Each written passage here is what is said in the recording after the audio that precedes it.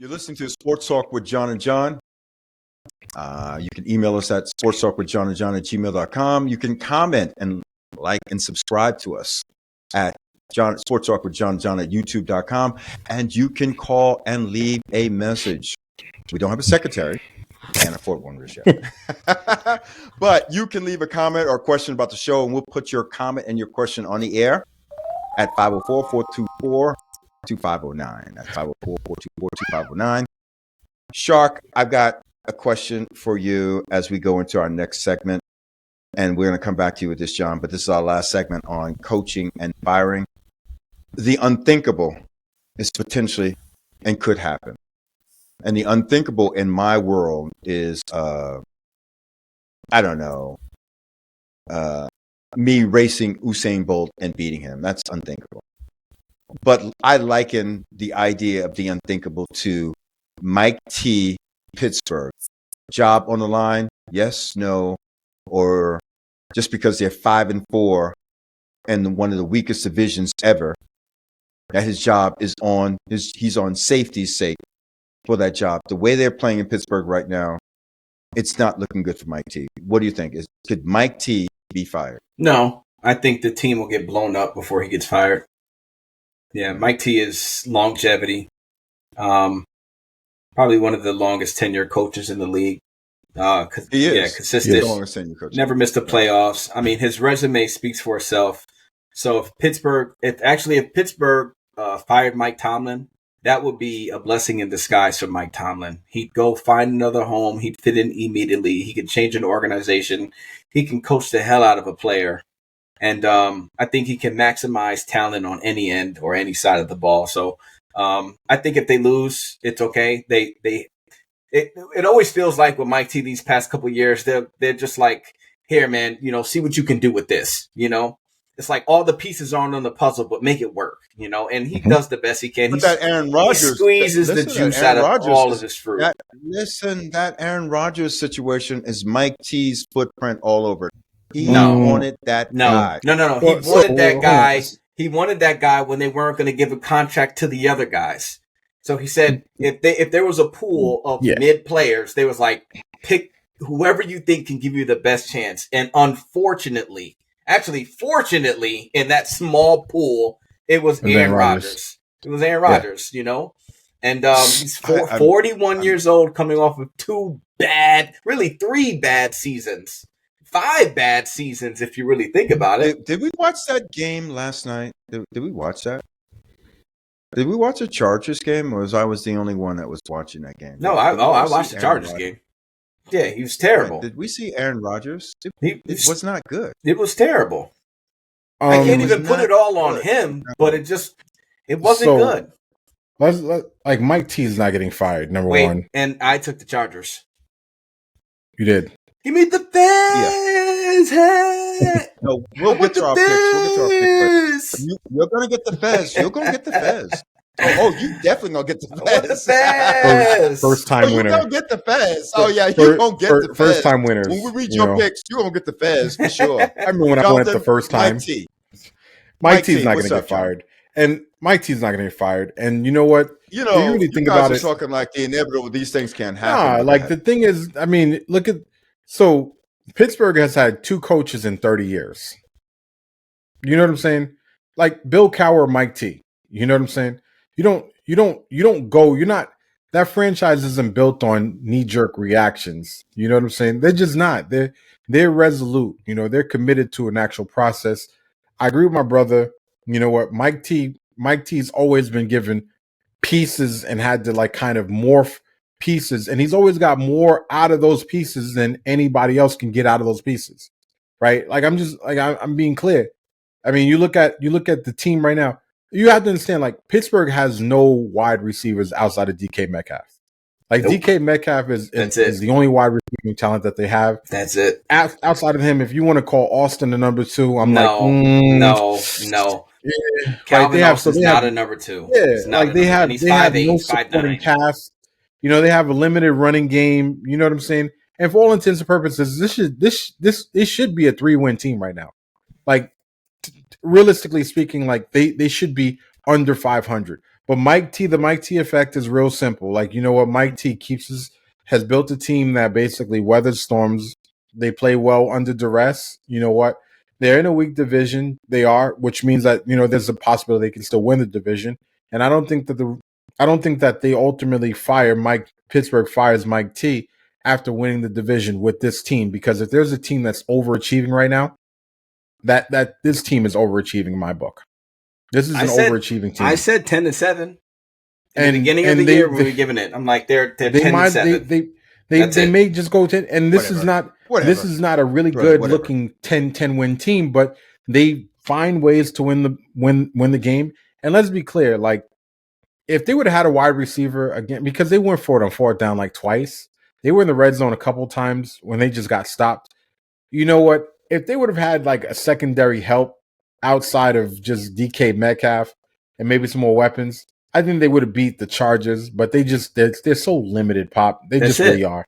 They're limited. They're limited. Like, I'll tell you what. There's no other head coach that's playing right now that could take this team and do better than what Mike T is doing with the team. What did Mike T said last year after the ugly win?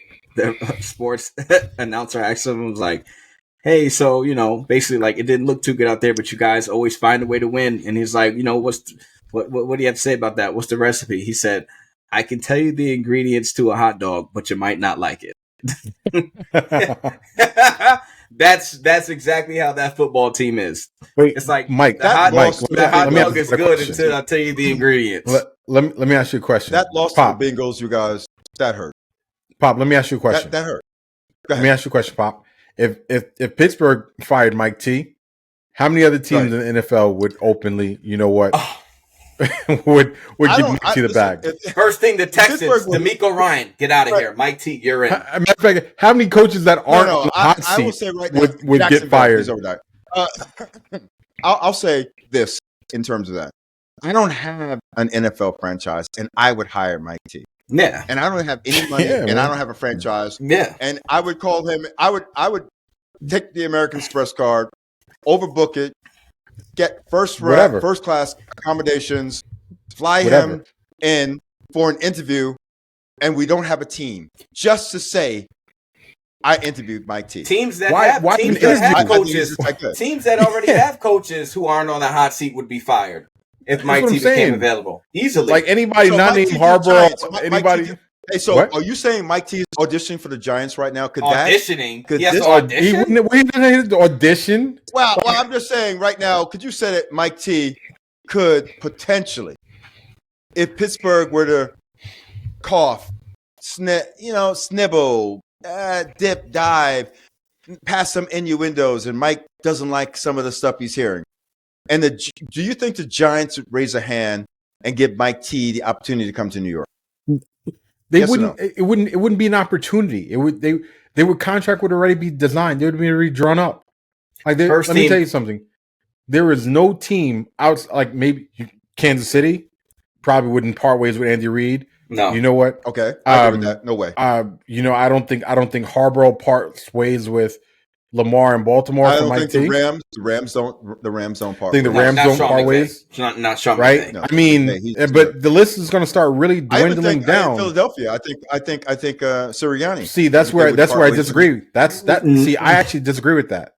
I think that if Mike T Sirianni's gone. Would you say that Mike Sirianni's gone? What? Sirianni's gone. What?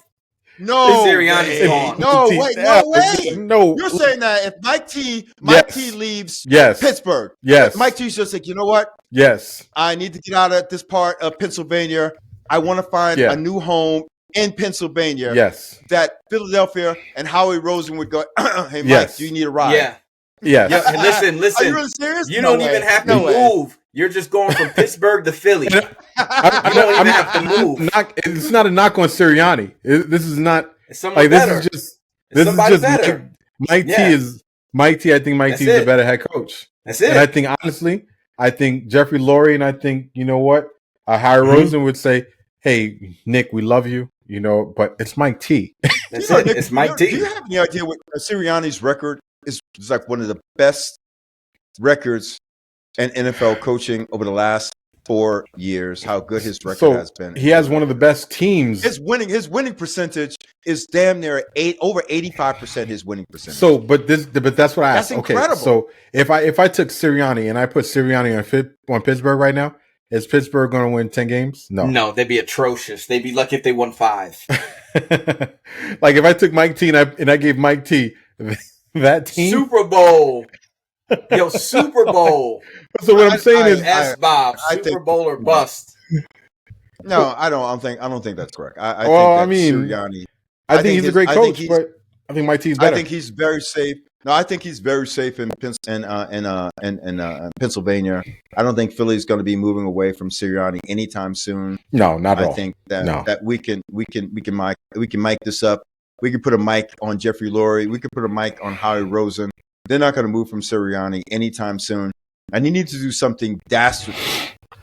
I mean, like just a bold face. Like, why did you do that? You know, like why would you run into the tent?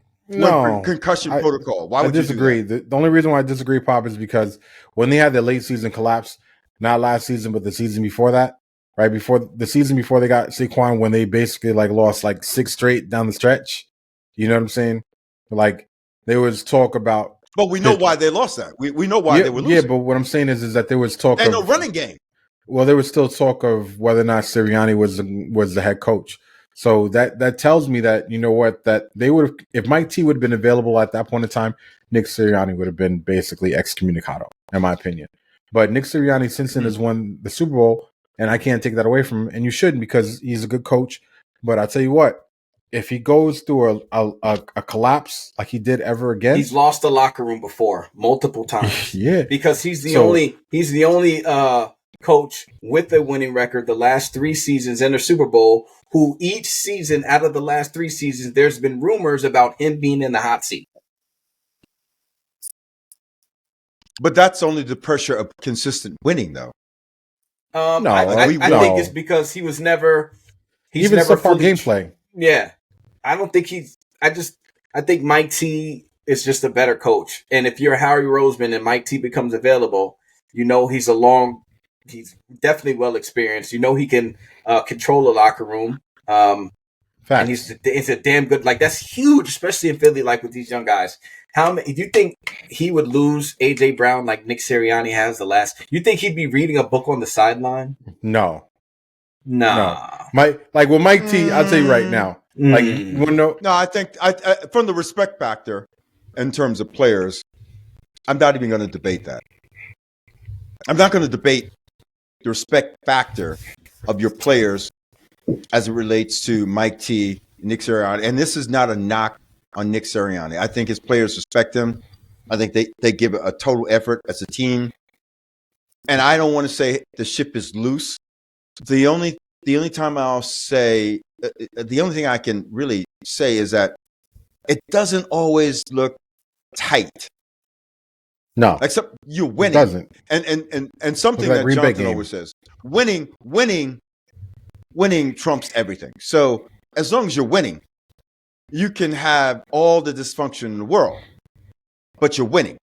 And I think the Eagles are winning. And as you win, you can do that. But the word comes out like, "Hey, we're winning," and I think with Sirianni, there's this undercurrent that even though we're achieving, or even in some cases overachieving, there's still this undercurrent of something going on that we just can't put our fingers on it. But you know, it's kind of smoldering there. And I think with a Mike T, that smoldering is dissipated. There's no smoldering. That's that, and this is this. And everything goes through Mike T, and that's it. And everybody else, that's it. You play, he coaches. As long as they win. I think there's only a few coaches, and I don't think there's a few coaches in the league that can. Andy Reid, you play, he coaches. Sean McVay, you play, he coaches. Harbaugh, you play, he coaches. And I think those guys are on a very short list, and I think Mike Sean T Payton. And Andy Reid, Sean Payton too. Yeah, Sean Payton too. You play. Especially I coach. You play. We don't play that. Right. You don't tell me. You just play. I coach. And I think there's a short list of coaches that fit that. And I think Mike T and Andy Reid are 1 and 2 on that short list. Fired. I introduced it just as a talking point. I also don't feel that there's some traction or a possibility to that. But I think it needs to be said when you're watching what Pittsburgh is putting on the field. And inconsistency, quarterback play is not there. They're out of sync. The running game is okay, then really not good at all. I think if you think DK Metcalf is going to run that 9 route consistently and beat everyone, that's not going to work. So let me ask you a question, Pop. Like, do you think, here's a simple question, right? Do you think that their record is more indicative of personnel or coaching? Personnel. Okay. So the difference is that, like, you can say that the coach that was just fired from the New York Giants, you can say that was a direct result of coaching. You know what I'm saying? You can make that argument. You can say that was coaching, right? You can say with Cleveland that this is a direct result. Like, your record is what your record is because of coaching. You know what I'm saying? Like, right. Absolutely. I think Mike T, and unfortunately, Mike T is a product of his own. He's a victim of his own success and his own coaching ability. Because when you demonstrate that you can do more with less, people typically just continue to give you less. That's very true. That's very true. So, and I think that's very apropos. I think Mike is a victim of exactly what you said. They don't give him very much to work with. And since he had Antonio Brown and the other kid sent with Pickens, with Ben and that defense, and the running game, that was the last iteration we saw of a team that had the players and the perfect coach.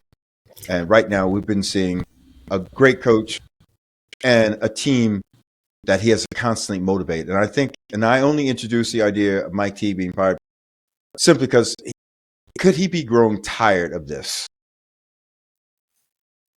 I don't know. He hasn't demonstrated. I think he's one of the few people I don't think you have to guess what they're thinking.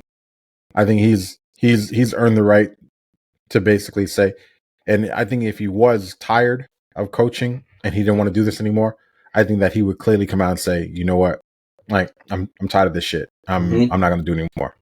I think. I mean, look at his press conferences. Like Mike T doesn't leave cliffhangers. You know what I'm saying? Like Mike T isn't a stay tuned for its next kind of guy. Like when he talks, right? He's telling you specifically like what, like there is no filter or no blockage between the brain and the voice box. Like if he thinks it's coming out and he's saying it and he's standing on it. So, and I can respect that. But I mean, it's a good talking point. But like I said, Pop, you know what? That guy, I think there's somebody that is not bulletproof but close to it. Because anybody can get it, but I think that Pittsburgh realizes that they have their guy, and I think that all season they just need to make a commitment to which direction that they want to go in, stand fast in that direction, and basically give him the pieces and the dogs to, you know what, to fight the battles. That's what they need. Pittsburgh reminds me of like a mom and pop franchise, you know? Yeah, mom and pop.